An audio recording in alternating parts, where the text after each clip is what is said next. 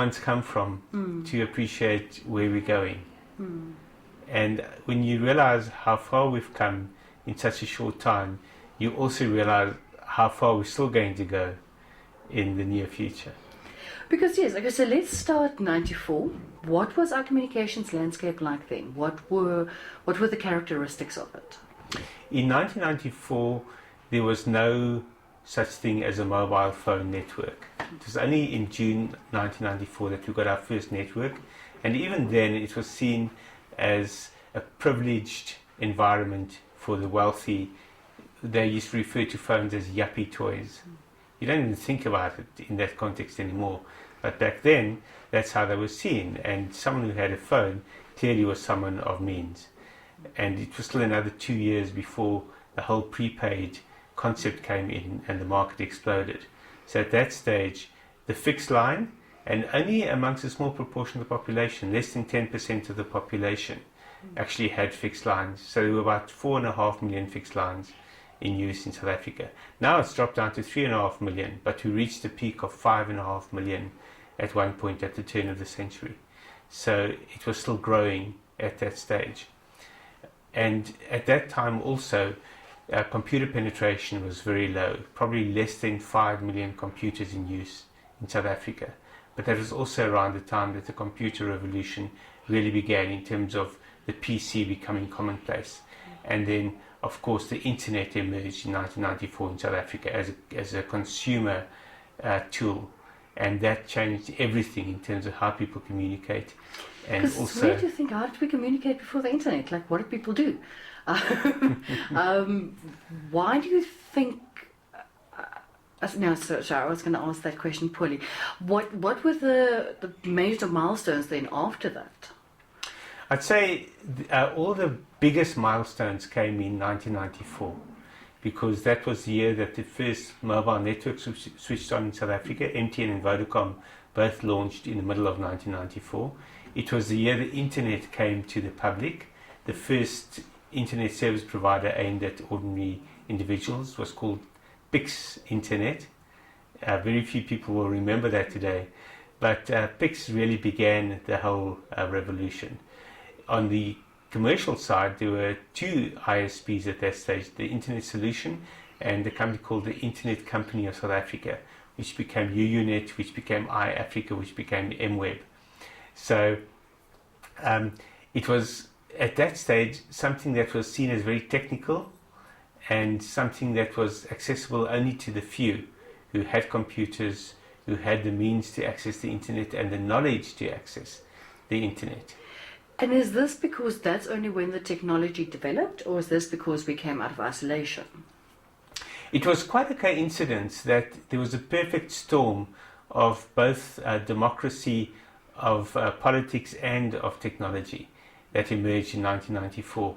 So in South Africa, it was because sorry, let me start that again. In South Africa, we had... That's fine. Okay. Sorry about that swing on the chair a minute ago. No problem. In South Africa, democracy came in 1994, and by sheer coincidence, the year before, the internet became available to commercial entities for the first time, and gradually that filtered through to South Africa in the course of 1994 as well. And then at the very same time, it became feasible for mobile networks to be built quite quickly and efficiently and rolled out across South Africa. So in a way, we did benefit from the democracy dividend in that all the technology became easily available to us, and access to the world was no longer constrained by our political system. So it all came together at the perfect time. So 1994 was a critical year, not just in South Africa but globally in terms of communications, and then it just so happened that democracy came at the same time. Okay. But if we take it from there in terms of the growth, then it's been exponential in South Africa, as you say, but it's not been at the same rate as overseas. What have been our challenges in terms of developing our communications networks and the infrastructure and technology? Initially, when you look at internet access, we had a can-do attitude and a make-do attitude, and we had a lot of techies and early adopters who took to this medium with a passion and really built it into something that wasn't supported by government, it wasn't supported by infrastructure providers, it was just made to work in those early days. That was between 1994 and 1996. And then after that, the government agencies, Telkom, various other entities tried to gain control of this environment and in fact held it back. And there was a massive effort to try to regulate competition rather than to enable competition. So the result was that for at least the next 5 years, we saw internet growth really at a slow level compared to the rest of the world. And the knock-on effect was quite dramatic because it also meant that e-commerce grew very slowly. In fact, it was almost non-existent throughout the 1990s. And we began to really grow and catch up at a stage where other Western countries were already very well advanced. Where are we now compared to the rest of the world?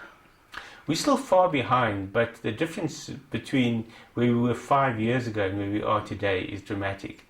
So the comparison is with 2010 rather than with 1994, because from 1994 to 2010 we really saw very slow growth. And the big change came in 2009 when the first new undersea cable was switched on.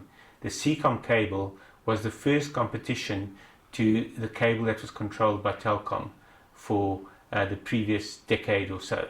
So Telkom had full control of what's called the SAT3 safe cable, which was the only form of connectivity via the internet between the African continent, the sub-Saharan African continent and the rest of the world until 2009.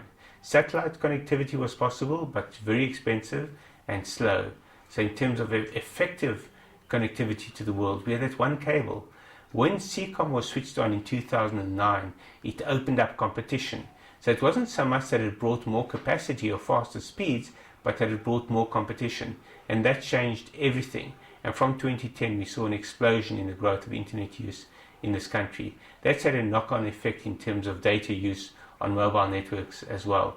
So the apps explosion that really began with the iPhone in 2008 started kicking in this country from about 2011 onwards. Smartphone growth began kicking in from 2011, but really took off in around 2013 and beginning of 2014. So now we're seeing the entire market move from feature phones to smartphones, everyone beginning to be comfortable with apps, and in particular the communications apps. So Facebook, WhatsApp, WeChat, BBM even, although that was big at one stage and is now in decline. And even watching video on phones through YouTube, also very big. And then having a forum for commenting and for following breaking news as it happens, Twitter being a very big one. And then finally, in terms of business connectivity and networking, LinkedIn being huge amongst professionals. All of those have resulted in an environment that is unrecognizable from just 5 years ago, never mind 20 years ago. And are we now on a par with the rest of the world? Where are we in the developmental stages? I know we still have problems with things like cost. If we look at the number of people with access, we're still far behind. So in terms of total population, about 40% of the population has internet access. If you look at Europe, for example, there's not a single country with less than 65 to 70% access. So that is where we really should be benchmarking ourselves and what we should be trying to achieve. But it's great that we've got to 40% from where we were only at 20% 5 years or so ago. You spoke of government. I'm so glad you did, because I need a tissue. Apologies. You spoke of government's, whether it was intentional or not, role in developmental phases earlier. Our current government position, is this an enabling environment? Will it help us catch up quicker, or are they not where they should be? The government talks the language of enablement. And when you look at the policy frameworks, they look fantastic. It looks like there's a real commitment to enablement. But at the top, you don't get the sense that there's real commitment or buy-in to the lip service that's being paid. And the best example of that is what they refer to as the digital dividend, which is the spectrum that will be released once we have migration of TV from analog to digital signals, because that will free up a huge amount of high-speed spectrum that allows for fast broadband, efficient broadband, and lower-cost broadband to be rolled out across the country. We should have been there a few years ago already. In fact, we missed the global deadline of June 17th, when we should have switched over completely to digital. We haven't even started the switch over. We haven't started manufacturing the set-top boxes that will allow the population to access digital TV. So we're still a few years behind that curve, and a few years from benefiting from that digital dividend. That is costing the country billions in license fees, as well as in the productivity benefits that will be gained from having high-speed broadband accessible to everybody. And then a big topic in South Africa, of course, is the digital divide, where you said at the beginning cell phones were seen for the elite. Do we not perhaps still have a thing that the internet and computers and smartphones are for the elite? Sadly, government at the highest level still seems to regard the internet as being for the elite, and I believe that's part of the reason why they haven't really rolled it out effectively, or rolled out competition and an enabling environment effectively. If you look at who's using smartphones, though, you realize that it's no longer a tool of the elite. By the end of 2015, there should be something like 25 million smartphones in use in South Africa, half the population using smartphones. So the digital divide in terms of having an access mechanism has been crossed. That no longer exists to all intents and purposes when you see half the population with smartphones. But there's now an affordability divide, and that's the new digital divide, because people can't afford the data cost of using the internet on their smartphones. So they have the tool, but they don't have the access. And this is, but communications, how it has developed, has fundamentally changed the way we as a society interact socially. And you know I'm heading towards children now in this stage, but how has it changed our social interactions in general, and then in the family, that we suddenly have these tools and smartphones available? Probably the most dramatic effect of the digital revolution has been the extent to which individuals are able to communicate with each other via social networks. The biggest one being Facebook, in terms of individuals keeping up with each other and communicating with each other and sharing with each other. But what's already overtaking Facebook is the instant messaging tool of WhatsApp. And WhatsApp is changing the way we communicate directly with each other, not sharing in terms of what's happening in our lives generally, but simply being in direct contact with each other on a day-to-day basis, or even hour-to-hour within families. So families are finding that WhatsApp is a fantastic tool for maintaining contact, for keeping each other informed, for almost minute-to-minute contact when it's necessary, and also for sharing things like photos and videos when you're experiencing something in the moment and want to share it with family or friends in the moment. So WhatsApp has got a fantastic role to play, Facebook has got a superb role to play, and then all the other social networks that complement those, like Twitter, WeChat, BBM, LinkedIn, YouTube. All of those have added dramatically to the richness of our communication.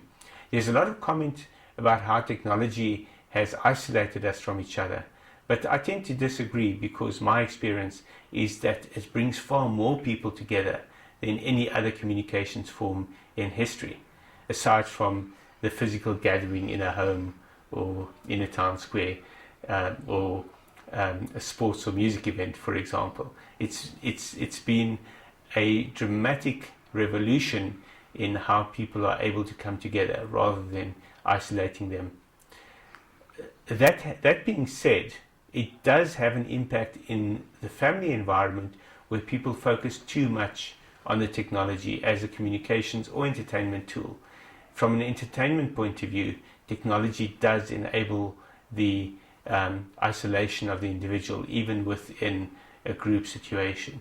And one's just going to be very careful of that and be wary of it.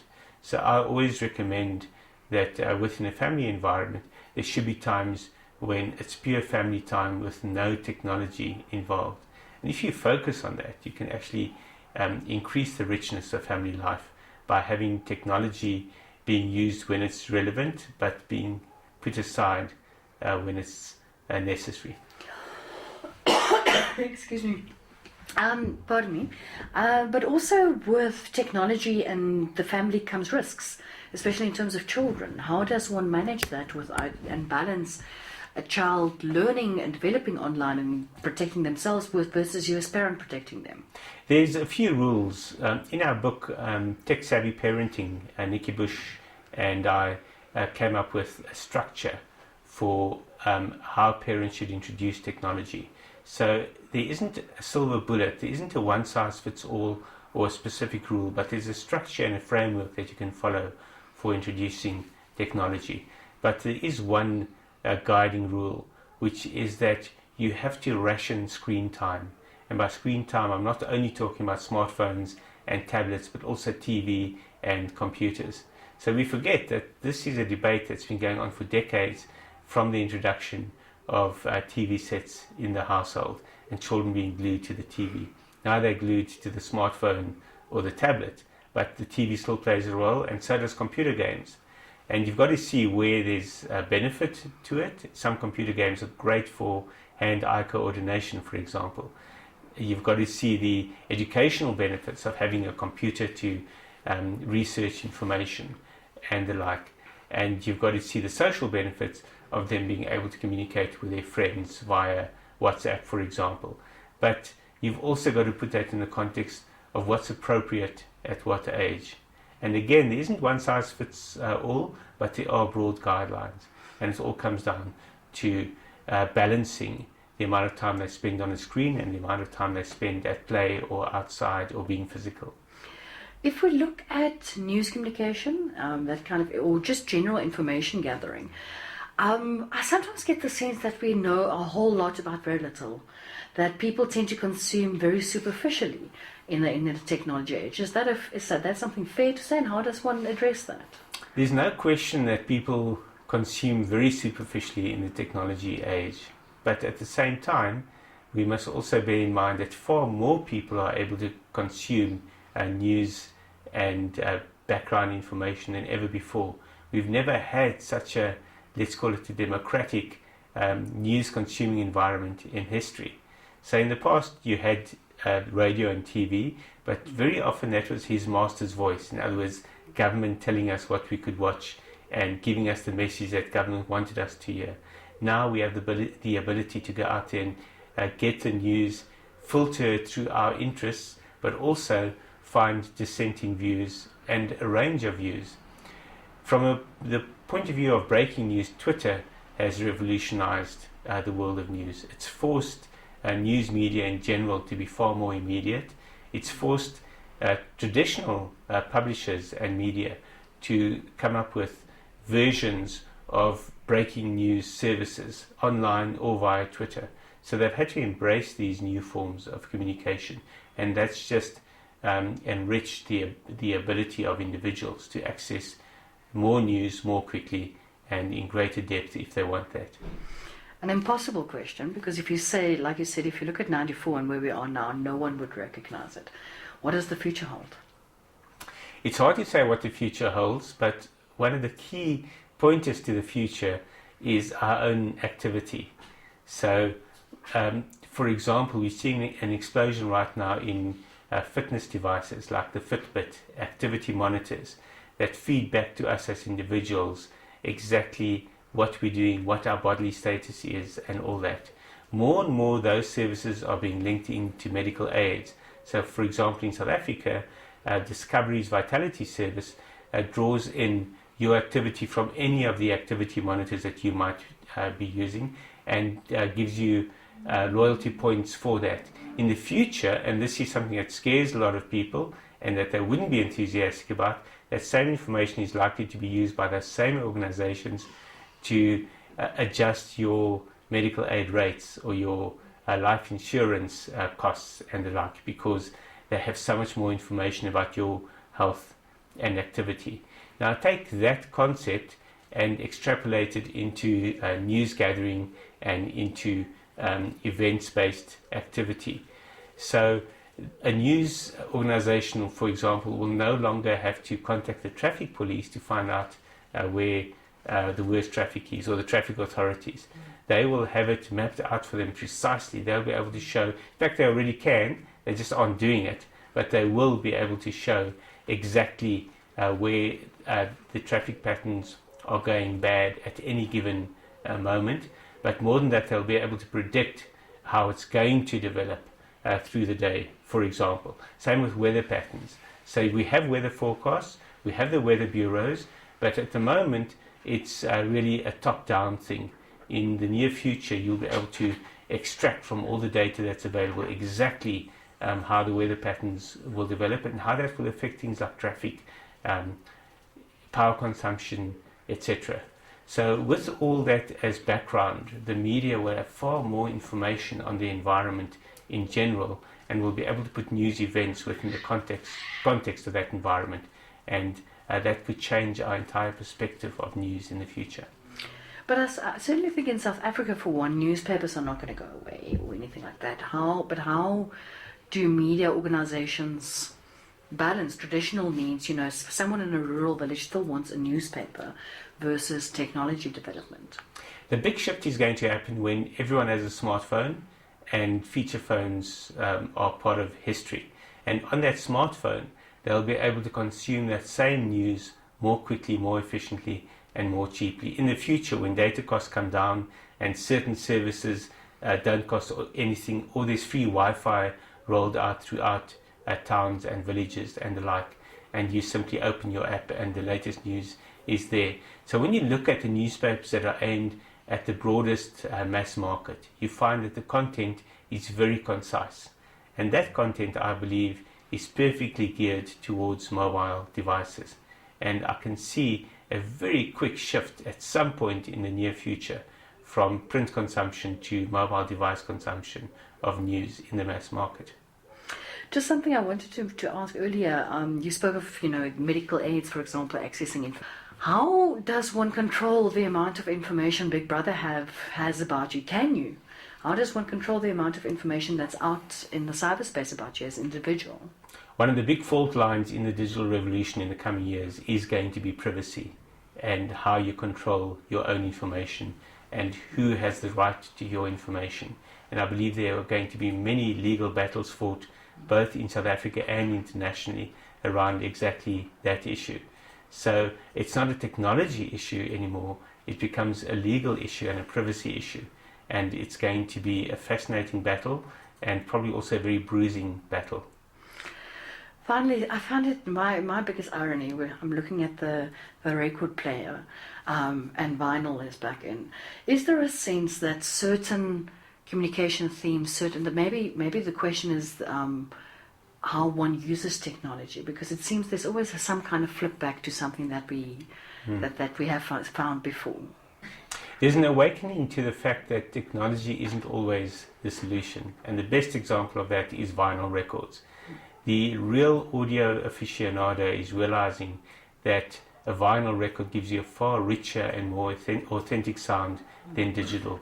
Digital kind of sterilizes the music and takes away a lot of the warmth from the music. So that movement back to vinyl is amongst, you could refer to them as the high end, but also the early adopters of a new approach to old technology. And I'm sure we're going to see a similar kind of approach happening in various areas of technology. Not necessarily in things like the phone. You don't want to go back to the old manual telephone and manual exchange, because that is just so inefficient. But we're going to see it in other areas where there's an attempt to recreate that authenticity of experiences that we had pre-digital. Can you think of any other questions? Was that a problem? It's not a train smash. I listened to where it was, and it's not a train smash. Is there anything you want to add? We'll probably grab some footage of your things. If I can just say this. It was a cliche in the 60s already with the radio and TV revolution that was happening then, that we now live in a global village. But that was true only for broadcast and for consumption of information that was packaged elsewhere. we're now becoming a global village in which individuals participate in the creation and sharing of information. And we have a better sense today of being closely connected with people around the world than we ever did in the past. The sad thing is that hasn't translated into people understanding each other better. So my hope is that with this massive access to information, we hopefully will have a massive growth in understanding of each other in the future. It's good to see a bit of idealism still. Okay, I think that's it from my side. The big lies become bigger lies. Yeah. I mean, look at the extent to which government just continues to simply lie to its citizens when we all have access to the facts. Yeah. And the problem is that enough people want to believe the lies because they want to be supportive of government. The government gets away with it.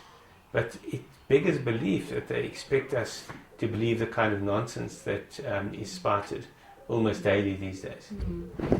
No, for sure. Despite the massive levels of information that it doesn't necessarily mean. Yeah.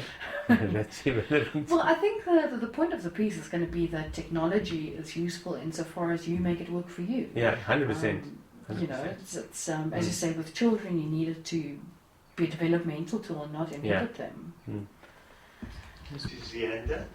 Hi, I'm Christelle. But you must be in school on holidays now. No, not yet. On Friday. Oh, goodness. Got a rotten cold. Aria. I love the ones here, very cute. So I'll confirm the broadcast date with you. This will be for World Wide Worx, a series on 21 years into democracy. So this isn't he usually goes for the more political stuff, but he wanted something lighter. That's great. And then I'll obviously do it for digital as well. I'm still confirming radio. So. Great. I just wrote a column. I do a weekly column every Tuesday on gadgets. This wasn't quite gadgets. This was looking at the Cannes Advertising Festival, Okay. which they had last week. And I always look at the cyber category. I was a judge in it about 10 years ago. Okay. Out of 58 radio awards this year. Sure. So we dominate radio. But online and digital, we're nowhere. And I made the point in the column that in the not too distant future, TV, radio. Read one discussion about frustrations around mindsets, that mindset at the SABC. It's I can believe it. you could write a book on that.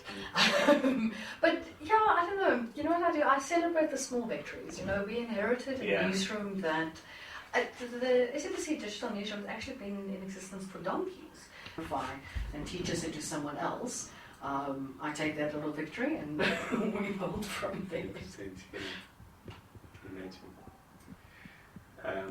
But we need to release you. I'm impressed you were using an archetype.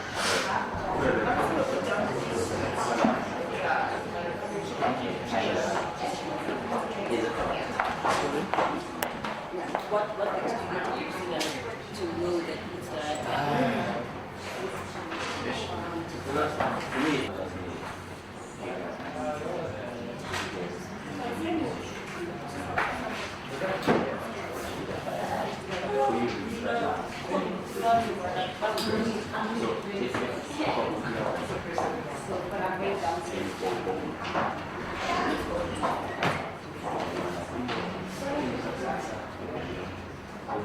It's not like a whole like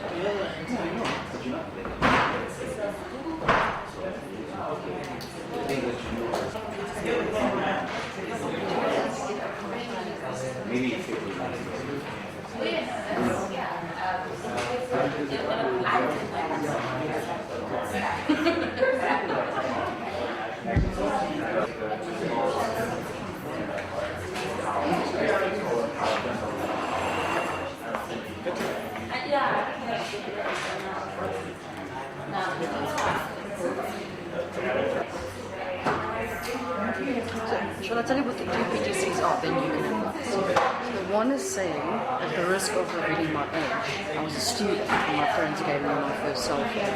But now I can prove it was a brick and it needed an antenna. And then I speak about how mobile phones have changed. So that's the one reading piece. And then the closing one is just saying that as much as we've seen this revolution, technology is only useful insofar as we make it work for us. So it's just those two. I don't know if you have honorary ranges.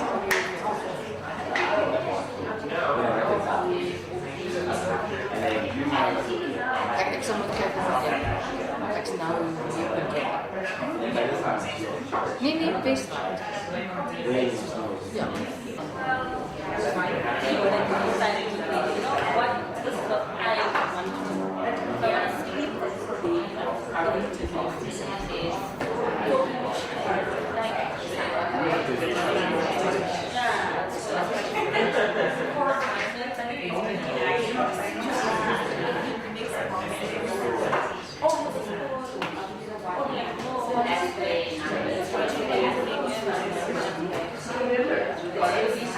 Oh,